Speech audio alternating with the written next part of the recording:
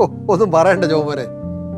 ആന്ന് അത് ഞാൻ തന്നെ മുൻകൈ എടുത്ത് കല്യാണം നടത്തി കൊടുത്തത്. എന്തോ അല്ല, അവര് തമ്മിൽ ഇഷ്ടത്തിലായിരുന്നു. ഞാൻ പിന്നെ വേറെ നോക്കിയില്ല. പിള്ളേരെ സന്തോഷമല്ലേ നമുക്ക് വലുത്. അതെ, കല്യാണമായിട്ട് നടത്തി കൊടുത്തു. ആ ശരി ശരി. അത് ഞാൻ പറയാം, പിന്നെന്താ. അയ്യോ, അത് അവർക്ക് സന്തോഷമുള്ള കാര്യമല്ലേ. ഓക്കെ ഓക്കെ ഓക്കെ, ശരി, ഞാൻ പറഞ്ഞേക്കാം. പറഞ്ഞു വിട്ടേക്കാം. ശരി. ജോമോന്റെ ഒരു കാര്യമേ, അവനെ കല്യാണം നടത്തിയ കാര്യം നിങ്ങൾ പറഞ്ഞത്. ടോമിന്റെ ജെസ്സിയുടെ ആര് നടത്തിന്ന്? ഞാൻ. അല്ല, കൊറേയായി ഞാൻ കേക്കണം. നിങ്ങൾ മുൻകൈ എടുത്ത് നടത്തി, എന്ത്? ഞാൻ തന്നെ മുൻകൈ എടുത്ത് നടത്തിയത്. എടി, ഞാൻ മുൻകൈ എടുത്ത് നടത്തിയോണ്ടല്ലേ ഇപ്പൊ രണ്ടും കൂടെ സന്തോഷം DVT കഴിയണത്. കാണാറുണ്ട്. എന്ത് കാണാറുണ്ട്? വരുന്നുണ്ടല്ലോ. എടാ, നിങ്ങളിപ്പോ റെഡിയായോ? ഞങ്ങളത് ഇറങ്ങട്ടെ. എടാ, നീ എനിക്ക് ഒരു കാര്യം പറയണ്ടേ.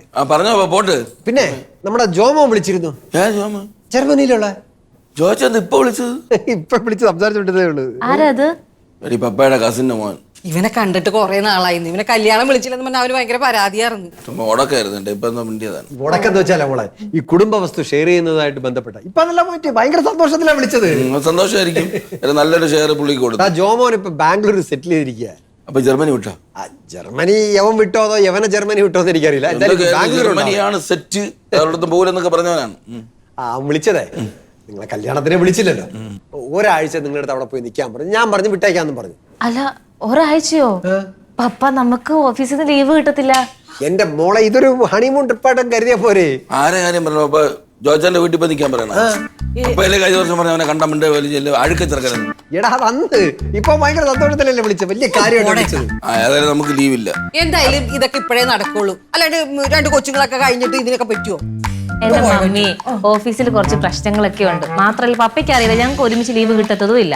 24 മണിക്കൂർ ഈ ഓഫീസ് എന്ന് പറഞ്ഞിരുന്നാലുണ്ടല്ല അവന്റെ കാര്യങ്ങളൊന്നും നടക്കൂല. അതെ, ഈ ലൈഫ് എന്നൊക്കെ പറഞ്ഞത് കുറച്ചൊക്കെ എൻജോയ് ചെയ്യാനും കൂടെ ഉള്ളതാണ് കേട്ടോ. ഒരു നല്ല പ്ലാൻ ഉണ്ട്. ലൈഫ് എൻജോയ് ഉള്ളല്ലേ? നിങ്ങൾ പോയി എൻജോയ് ചെയ്തോ. ഒരു ഹണിമൂണ കാണിച്ചു പോയി. ഞങ്ങളെ ആയ കാലത്ത് ഇഷ്ടംപോലെ എൻജോയ് ചെയ്താ അല്ലേ?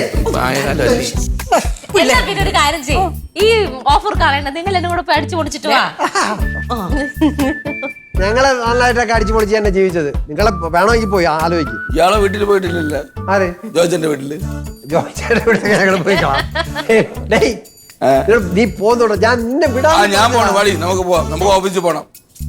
പോട്ടെ, നിങ്ങളെ ഹണിമൂൺ ട്രിപ്പിന് പ്ലാൻ ചെയ്യും.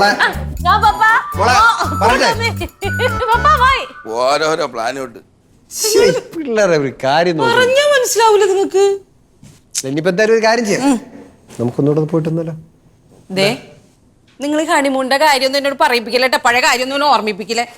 പഴയ കാര്യം ഞാൻ പറയും. വേറെ ആരും ഇല്ല. നീ പറയാ കിട്ടും. എന്താണ് പഴയ കാര്യം?